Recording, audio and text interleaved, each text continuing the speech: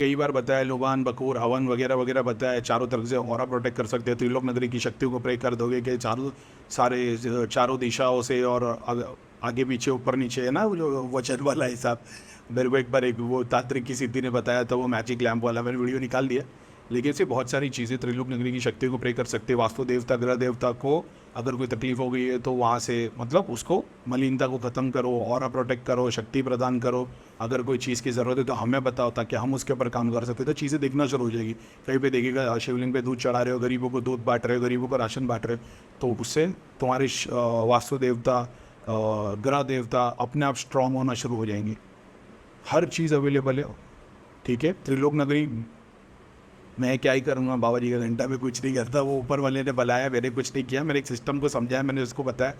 ध्यान करोगे, प्रे करोगे, तुम्हारे को इतना सब कुछ का एक्सेस मिल जाएगा ना कि मतलब बस ये नियत रखना कि मैंने तो साला फ्रॉड ही काम किया हूँ, लेकिन तुम लोग ये नियत रखना कि यार कोई तुम्हारे पास में आया ना कि भाई अपने को किसी ने गोद में बैठ के सब नहीं सिखाया, 10-10 घंटे बैठ के ध्यान किए, जाप किए।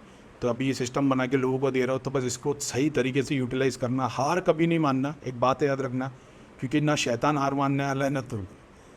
तो वो शैतान तो कभी हार मानेगा ही नहीं, उसको क़यामत तक का टाइम है। तो तुम हार नहीं मानना। सामने वाला पेशेंट तुम्हारे पास से छोड़ के चले जाए, वो चलेगा, तुम हार नहीं मानना। मैं तो कमज़ोर हूँ, मैं हार मान जाता हूँ, मैं लोगों को ब्लॉक कर देता हूँ। लेकिन जो लोग तकलीफ़ में 5 साल से, आज भी उन लोग पे कंटिन्यू क्रिया होती है, आज भी मैंने उनका साथ कभी नहीं छोड़ा। वो अलग अलग धाम में चले जाते, 2-5-10 लाख रुपये खर्चा कर दिए, वापस आ गए, फिर मेरे पास आते, करीम में बहुत बैंड बज गई, ऐसा हो गया। मैं बोलता कोई बात नहीं भाई, ठीक है। लेकिन जो है दिल दुख जाते कभी कभी, लेकिन ठीक है।